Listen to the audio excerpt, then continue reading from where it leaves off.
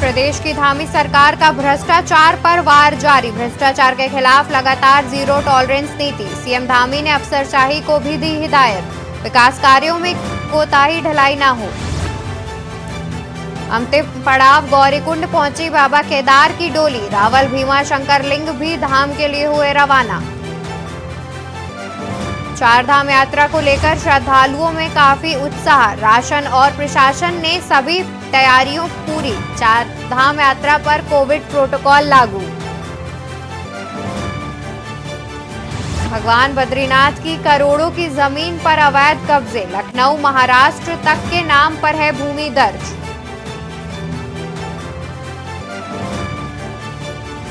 पौड़ी में बाघ का खौफ। प्रभावित क्षेत्रों में 26 अप्रैल तक बंद रहेंगे स्कूल और आंगनबाड़ी केंद्र।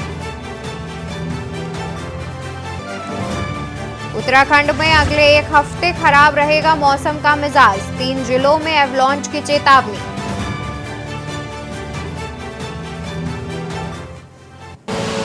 आप देख रहे हैं के न्यूज, खबरों का सारथी। नमस्कार, मैं हूं आपके साथ अवंतिका अवस्थी। बात करते हैं उत्तराखंड खबरों की। खबर देहरादून से है, जहां चारधाम यात्रा को लेकर श्रद्धालुओं में काफी उत्साह।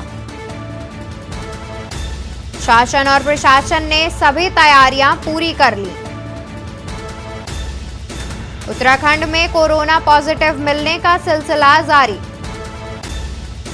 कोरोना वायरस को लेकर प्रशासन ने किए कड़े इंतजाम। शासन और प्रशासन ने सभी तैयारियां की पूरी। उत्तराखंड में कोरोना पॉजिटिव मिलने का सिलसिला जारी। कोरोना वायरस को लेकर प्रशासन ने किए कड़े इंतजाम। चारधाम यात्रा पर कोविड प्रोटोकॉल लागू किया गया। खबर देहरादून से है, जहां चारधाम यात्रा को लेकर श्रद्धालुओं में काफी उत्साह। शासन और प्रशासन ने सभी तैयारियां की पूरी। उत्तराखंड में कोरोना पॉजिटिव मिलने का भी सिलसिला लगातार जारी है। कोरोना वायरस को लेकर प्रशासन ने किए कड़े इंतजाम।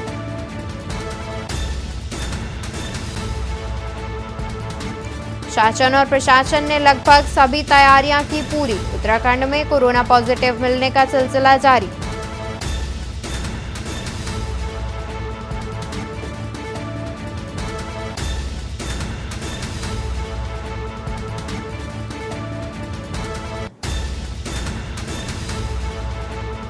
खबर देहरादून से है, जहां चारधाम यात्रा को लेकर श्रद्धालुओं में काफी उत्साह। टिहरी गढ़वाल से खबर है, जहां चारधाम यात्रा की शुरुआत कपाट खुलने से शुरू।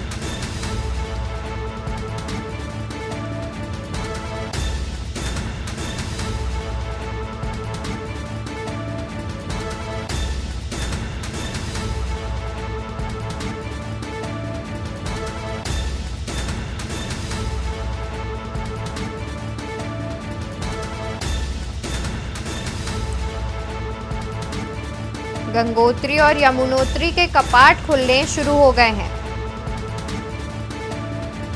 केदारनाथ और बद्रीनाथ के कपाट कल से खुलेंगे। चार धाम में से 2 धामों पर सरकार का फोकस अधिक। गंगोत्री और यमुनोत्री के कपाट खुलने शुरू हो गए हैं। केदारनाथ और बद्रीनाथ के कपाट कल से खुलेंगे। 4 धामों में से 2 धामों पर सरकार का फोकस अधिक। 2 धामों के प्रति सरकार भेदभाव का रवैया अपना रही है। 4 धाम यात्रा की शुरुआत कपाट खुलने से शुरू। गंगोत्री और यमुनोत्री के कपाट खुलने शुरू हो गए हैं। केदारनाथ और बद्रीनाथ के कपाट कल से खुलेंगे। 4 धामों में से 2 धामों पर सरकार का फोकस अधिक। खबर रुड़की से है, जहां वित्त नियंत्रक की कर्मचारी मौत का मामला। केदारनाथ धाम में हेलीकॉप्टर की चपेट में आने से मौत। केदारनाथ धाम में हेलीकॉप्टर की चपेट में आने से मौत। युकाड़ा में वित्त नियंत्रक की कर्मचारी की मौत। पोस्टमार्टम के बाद शव पहुंचा रुड़की आवास। साथ ही युकाड़ा में वित्त नियंत्रक के कर्मचारी की मौत की खबर हम आपको बता रहे हैं। पोस्टमार्टम के बाद वित्त नियंत्रक का शव पहुंचा रुड़की आवास। युकाड़ा के अधिकारियों की टीम भी रही मौजूद। आज मृतक अमित सैनी का अंतिम संस्कार। खबर रुड़की से है, जहां वित्त नियंत्रक कर्मचारी की मौत का मामला। केदारनाथ धाम में हेलीकॉप्टर की चपेट में आने से हुई थी मौत। यहां रुकेंगे एक छोटे से ब्रेक के लिए, जल्द लौटेंगे। आप देख रहे हैं के न्यूज, खबरों का सारथी। ब्रेक से वापस आ गए हैं, एक बार फिर से रुक करते हैं खबरों का। ज्वालापुर थाना क्षेत्र के हरिलोक में स्थित शराब के ठेके के बाहर खड़े वाहनों के कारण दिल्ली हरिद्वार नेशनल हाईवे पर जाम लग गया। बाहर से आने वाले यात्रियों को परेशानी हो रही है। वहीं ठेके के बाहर गाड़ी ना खड़े करने की प्रशासन लगातार चेतावनी दे रही है, मगर उसके बावजूद भी लोग भारी संख्या में अपने वाहनों को शराब के ठेके के बाहर खड़ा कर रहे हैं।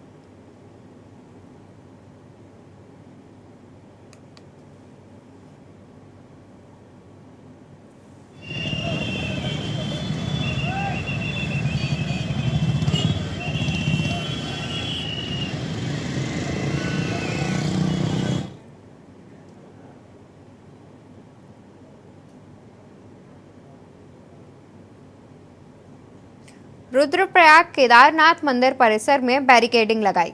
जहां यात्रियों की सुरक्षा को लेकर मंदिर परिसर में बैरिकेडिंग लगाई, वहीं यात्रा व्यवस्था को दुरुस्त करने को लेकर रात दिन अधिकारी जुटे। आपको बता दें, डोली फाटा से प्रस्थान कर अंतिम रात्रि प्रवास को गौरीकुंड पहुंचेगी और 24 की शाम केदारनाथ धाम पहुंचेगी डोली। 25 अप्रैल की सुबह 6:20 पर खुलेंगे बाबा केदार के कपाट।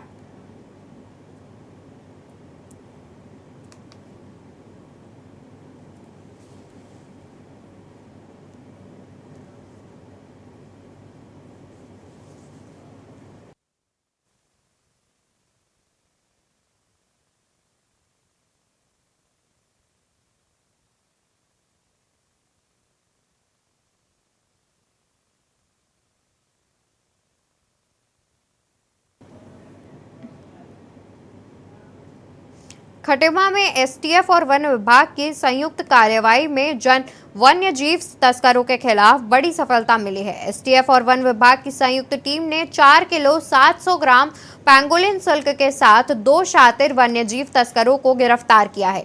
पकड़े गए दोनों वन्यजीव तस्करों के खिलाफ वन विभाग ने वन्यजीव संरक्षण अधिनियम के तहत मुकदमा दर्ज किया। राज्य में बढ़ते वन्यजीव जंतुओं की अवैध तस्करी में लिप्त तस्करों की अवैध गतिविधियों की रोकथाम व धरपकड़ हेतु वन विभाग के साथ मिलकर चलाए जा रहे अभियान के तहत एसटीएफ और तराई पूर्वी वन प्रभाग सुरई वन क्षेत्र की टीम के साथ मिलकर संयुक्त कार्रवाई कर खटमा पूरनपुर मार्ग स्थित सुरई पुल के पास 2 शातिर वन्यजीव तस्कर पकड़े गए हैं, जो पीलीभीत के रहने वाले बताए जा रहे हैं।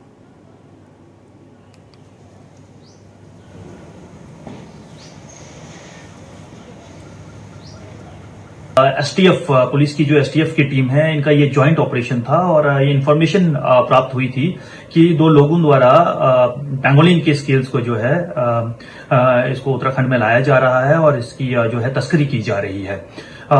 ये एक बहुत ही इम्पोर्टेंट जो है जो ट्रांजिट पॉइंट है, जहां से यूपी से और नेपाल से वाइल्ड लाइफ ट्रॉफीज का जो है ट्रांजिट होता है और इसी क्रम में जो है ये कार्रवाई हुई है।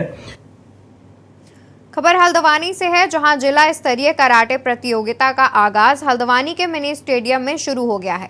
वहीं 3 दिवसीय इस प्रतियोगिता में नैनीताल जिले के कई क्षेत्रों से कराटे प्रतियोगी पहुंचे हुए हैं। प्रतियोगिता का शुभारंभ नैनीताल स्पोर्ट्स कराटे एसोसिएशन के जनरल सेक्रेटरी राकेश कुमार और रेशम विभाग के उप निदेशक और पूर्व miss Uttarakhand body building Hemchandra ने किया।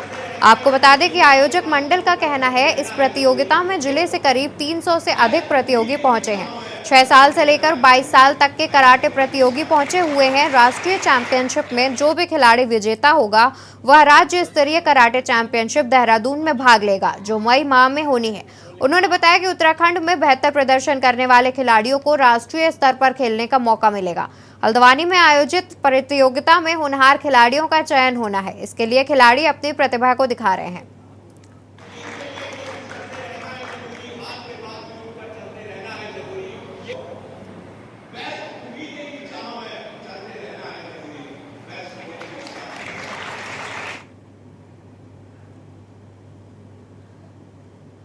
खबर हल्द्वानी से है, जहां प्रांतीय उद्योग व्यापार प्रतिनिधि मंडल व राइस मिलर्स ने उत्तराखंड कृषि उत्पादन मंडी में यूपी की तर्ज पर मंडी शुल्क लागू करने की मांग उठाई है। साथ ही प्रसंस्करण इकाइयों के किसानों से सीधे खरीद करने पर मंडी शुल्क व विकास सेस में छूट प्रदान किए जाने की भी मांग की गई। रामपुर रोड स्थित रेस्टोरेंट में पत्रकारों से बातचीत करते हुए व्यापार मंडल व राइस मिलर्स एसोसिएशन के पदाधिकारियों ने कहा कि यूपी सरकार ने किसानों को राहत देने के साथ साथ प्रसंस्करण इकाइयों को मंडी शुल्क व विकास सेस में छूट दी है। साथ ही इकाइयों किसानों से सीधे मंडी उपज खरीद सकेगी। इसके लिए उन्हें किसी भी तरह का मंडी शुल्क व विकास सेस नहीं देना होगा। उन्होंने कहा कि राज्य की राइस व फ्लोर मिल्स व प्रसंस्करण इकाई कच्चे माल के लिए यूपी की मंडियों पर निर्भर है।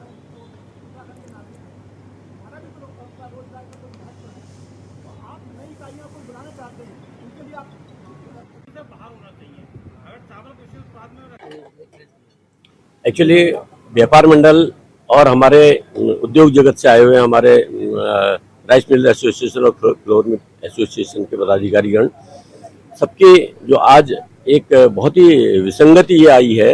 उत्तर प्रदेश में जो मंडी टैक्स 1% है, उत्तराखंड में वो 2% है। और वहाँ पर जो धान की खरीद होती है उसमें टैक्स नहीं पड़ रहा है, और उत्तराखंड में हमें 4% हमारे जो है राइस मिल्स को देना पड़ रहा है। तो इसकी वजह से हमारे जो जितने भी चाहे राइस मिल हैं चाहे हमारे फ्लोर मिल हैं, ये यहाँ पर जो है बंद होने के कगार में आ जाएंगी। जैसे मंडी शुल्क जो आरोपित होता है उसकी एक लिस्ट बनती है कि कौन कौन सी चीज़ पे मंडी शुल्क लागू होता है। तो अभी हम लोग क्या जैसे धान खेत से पैदा होता है, लेकिन चावल को खेत से पैदा नहीं होता। चावल धान मिल से मशीन से प्रोसेस करके बनाया हुआ उत्पाद होता है। तो हमारी उत्तराखंड सरकार ने उसमें धान को तो कृषि उत्पाद मान रही है, लेकिन वो चावल को भी कहती है कृषि उत्पाद है, जबकि चावल कृषि उत्पाद कहीं से कहीं तक नहीं है। सूक्ष्म में अपना मामला बताना चाहता हूँ। उत्तर प्रदेश सरकार ने अभी 4 दिन पहले एक जियो जारी करा है, जिसके तहत वहाँ की जो भी मैन्युफैक्चरिंग इकाई हैं या प्रोसेस इकाई हैं, वो डायरेक्ट अगर किसी किसान से अपना कोई गेहूं चावल दाल खरीदती है तो उस पर कोई मंडी शुल्क आरोपित नहीं होगा। वही यूपी सरकार अपने दूसरे प्रांत की, जैसे हम लोग उत्तराखंड के लोग अगर वहां से कोई माल लेके आते हैं तो हमें 1.5% शुल्क देके वहां से यहाँ पे माल लेके आना पड़ता है। खबर लक्सर से है, जहां पथरी क्षेत्र के 3 सगे भाइयों को रील बनाना और सोशल मीडिया पर वायरल करना भारी पड़ गया। वहीं लक्सर कोतवाली क्षेत्र की पथरी थाना पुलिस ने तीनों भाइयों को गिरफ्तार करने के साथ ही उनके कब्जे से लाइसेंसी बंदूक को भी बरामद कर लिया है, जिसके चलते तीनों भाइयों पर आर्म्स एक्ट के मुकदमा दर्ज किया। आपको बता दें, सोशल मीडिया पर एक वीडियो वायरल हो रहा है जिसमें 3 युवक बंदूक से फायरिंग करते हुए वीडियो रील बनाते नजर आ रहे हैं। वहीं पथरी थाना पुलिस ने वायरल वीडियो पर संज्ञान लेते हुए तीनों आरोपियों को लक्सर स्थित गांव अलावलपुर से गिरफ्तार कर लिया है। पुलिस के मुताबिक यह तीनों आरोपी शहजाद, शहजान व निशार हैं।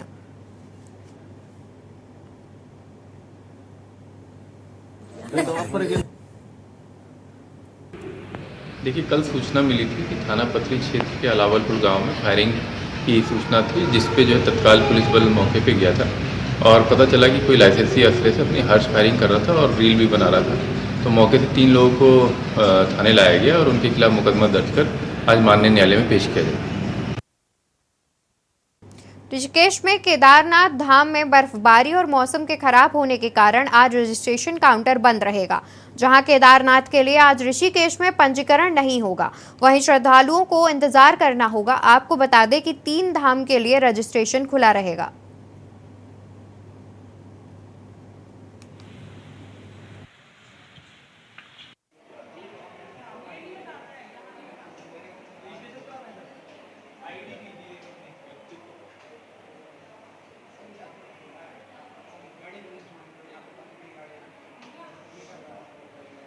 देहरादून से है, जहां कांग्रेस मुख्य प्रवक्ता गरिमा मेहरा दसोनी ने यमुनोत्री यात्रा के दौरान वहीं एक व्यक्ति की हार्ट अटैक से मौत पर धामी सरकार पर निशाना साधा।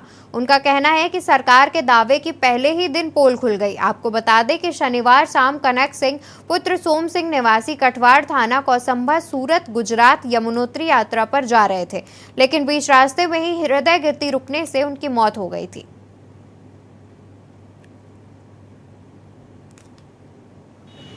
यात्रा शुरू होते ही एक व्यक्ति की हार्ट अटैक से मौत हो जाती है। ये है चार धाम का चाक चौबंद व्यवस्था। ऐसे में हम बार बार धामी सरकार से कहते रहे कि क्वांटिटी नहीं क्वालिटी पर ध्यान दीजिए। स्वास्थ्य सेवाओं की कलाई खोलकर रख दी। ऐसे में स्वास्थ्य सचिव तो जाते हैं मौके पर मुआयना करने के लिए कि चार धाम यात्रा की व्यवस्थाएं क्या हैं, लेकिन मंत्री महोदय इतने किस काम में व्यस्त हैं कि उनके लिए चार धाम यात्रा से ऊपर कोई प्रायोरिटी है। हम विपक्षी दल के प्रवक्ता केंद्रीय औषधालय भंडार जाते हैं, उसके बाद पूरा स्वास्थ्य विभाग चेतता है और परसों डीजी हेल्थ वहां पहुंचती हैं। कल धन सिंह रावत बैठक लेते हैं अपने विभाग की, यानी कि क्या कुंभकर्ण की नींद में सोए थे, इंतजार कर रहे थे कि विपक्षी दल के नेता आपको आईना दिखाएं और उसके बाद आप अपने विभाग की बैठक लें। और विभाग की बैठक एसी कमरे में लेने से क्या होगा, आपको ग्राउंड जीरो पर जाना चाहिए। चार धाम यात्रा जिस रूट पे चल रही है उसमें स्वास्थ्य सेवाओं का मौका मुआयना करना चाहिए। आखिर अगर आपसे नहीं समझ रहा है विभाग या आप जस्टिस नहीं, जिसको लोगों की जान माल की चिंता हो।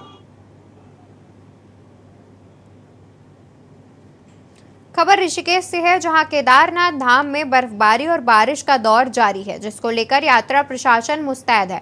प्रशासन ने फैसला लिया है कि 23 तारीख को विभिन्न प्रांतों से आने वाले श्रद्धालुओं को ऋषिकेश में रुककर ही मौसम के ठीक होने का इंतजार करना होगा। वहीं गढ़वाल कमिश्नर ऋषिकेश में केदारनाथ के लिए जाने वाले तीर्थयात्रियों के लिए पंजीकरण सेवा बंद करने के निर्देश दिए। आपको बता दें, ऋषिकेश में अग्रिम आदेश तक रजिस्ट्रेशन काउंटर बंद रहेंगे। मौसम के ठीक होने के बाद से केदारनाथ के लिए रजिस्ट्रेशन खोल दिए जाएंगे और यात्री श्रद्धालुओं की सुरक्षा को देखते हुए यात्रा प्रशासन द्वारा यह फैसला लिया गया है।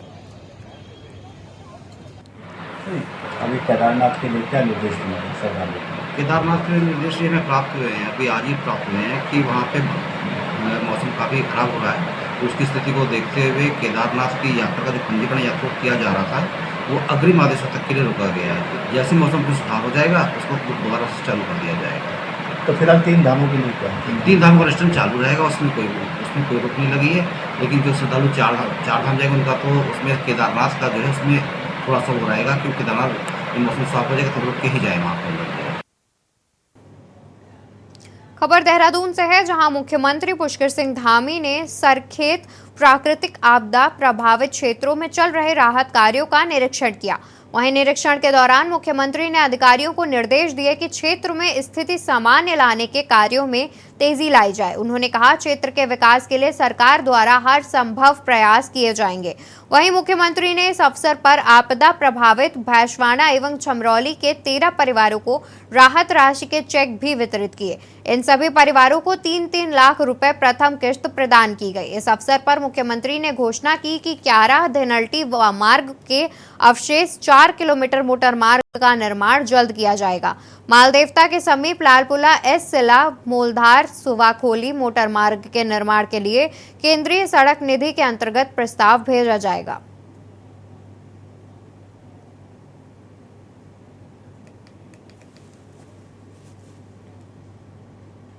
खबर कालाढूंगी से है, जहां एसएसपी नैनीताल पंकज भट्ट ने निर्देशानुसार पुलिस ने नैनीताल तिराहे पर सघन चेकिंग अभियान चलाया।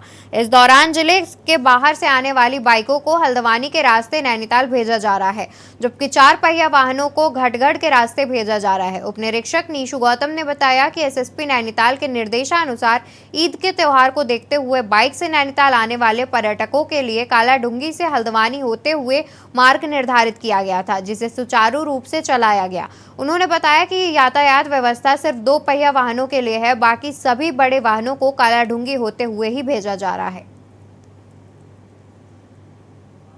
ये एसएसपी सर के दिशा निर्देशन में ये नैनीताल तिराहा पर चेकिंग अभियान चला जा रहा है। जो यहाँ पर ईद के परिप्रेक्ष्य में कुछ गाड़ियाँ जो यूपी नंबर और रामपुर से जो गाड़ियाँ आ रही है उनके लिए बाइकरों के लिए बाया हल्द्वानी रूट खोला गया है और लोकल के लिए यहाँ से कोई गाड़ी जाने के लिए ऐसा कोई बात नहीं है, सभी गाड़ियों को भेजा जा रहा है और साथ में यहाँ पर वाहन चेकिंग भी की जा रही है और इसी दृष्टिगत हमने सघन अभियान चलाया।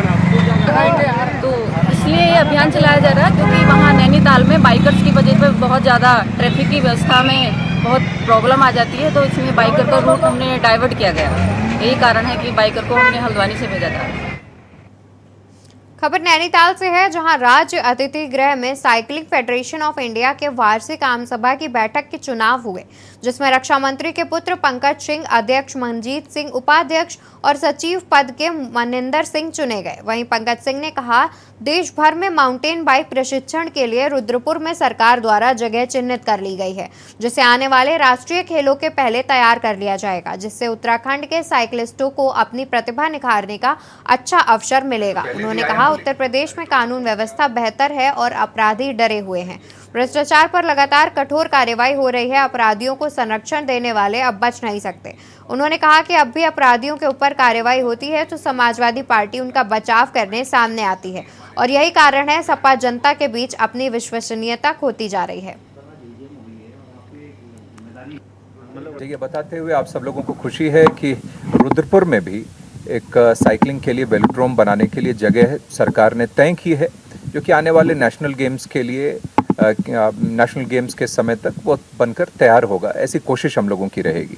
साई का भी ट्रेनिंग सेंटर वहाँ पर आ जाए, एक एकेडमी वहाँ पर इस्टेब्लिश हो, ये हम लोगों की कोशिश है, जिससे उत्तराखंड के जो साइकिलिस्ट्स हैं और अगल बगल के राज्यों के साइकिलिस्ट्स हैं उनको एक अच्छा अवसर मिलेगा अपने आप को राष्ट्रीय और अंतर्राष्ट्रीय स्तर पर स्थापित करने का, माउंटेन ट्रेल बाइकिंग का। तो इसे और वो अपने आप में यहाँ पर नेचुरली उत्तराखंड में या पहाड़ों में वो ट्रैक मिलता है। नैनीताल के भीमताल चाफी कलसा नदी में डूबने से 2 युवकों की मौत हो गई। दोनों युवक भीमताल सौगांव के निवासी हैं। दोनों युवक स्कूटी लेकर चाफी की तरफ को गए थे, लेकिन रात में घर पर नहीं पहुंचे। घर वालों ने इनकी खोजबीन की। स्थानीय लोगों को नदी में शव दिखाई दिया। उन्होंने पुलिस को सूचना दी, जिसके बाद स्थानीय लोगों की मदद से शव बाहर निकाला गया और भीमताल स्वास्थ्य केंद्र लाया गया, जहां पर डॉक्टरों ने उन्हें मृत घोषित किया। वहीं पुलिस द्वारा पंचनामा भर पोस्टमार्टम के लिए शव को नैनीताल भेजा जा रहा है। फिलहाल मृतक युवक जो स्कूटी लेकर गया था वो अभी गायब है। पुलिस द्वारा इसमें जांच शुरू कर दी गई है।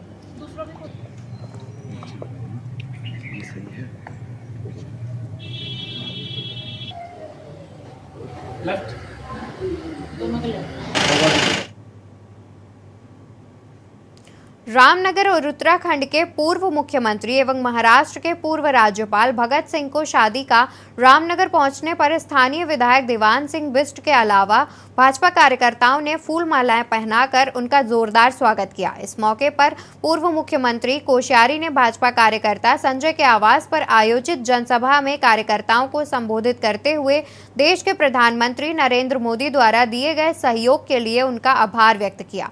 तो वहीं उन्होंने उत्तराखंड की सक्रिय राजनीति के सवाल पर कहा कि बिना किसी पद पर रहकर पार्टी एवं जनता की सेवा करना चाहते हैं। उन्होंने कहा कि आज देश के प्रधानमंत्री का लक्ष्य है आत्मनिर्भर भारत बने। उन्होंने कहा कि इसके लिए हमें एकजुट होकर प्रधानमंत्री के सपने को साकार करना होगा। साथ ही उन्होंने कहा कि उत्तराखंड देवभूमि है और प्रधानमंत्री का उत्तराखंड से विशेष लगाव है। हमारा लक्ष्य सरकारी नौकरी करना नहीं है, होना चाहिए, बल्कि उत्तराखंड में कई ऐसी चीजें हैं जिससे हम स्वयं मजबूत होने के साथ उत्तराखंड को आत्मनिर्भर बना सकते हैं। उत्तराखंड खबरों में फिलहाल इतना ही। बाकी की खबरों के लिए आप बने रहिए के न्यूज पर। आप देख रहे हैं के न्यूज, खबरों का सारथी।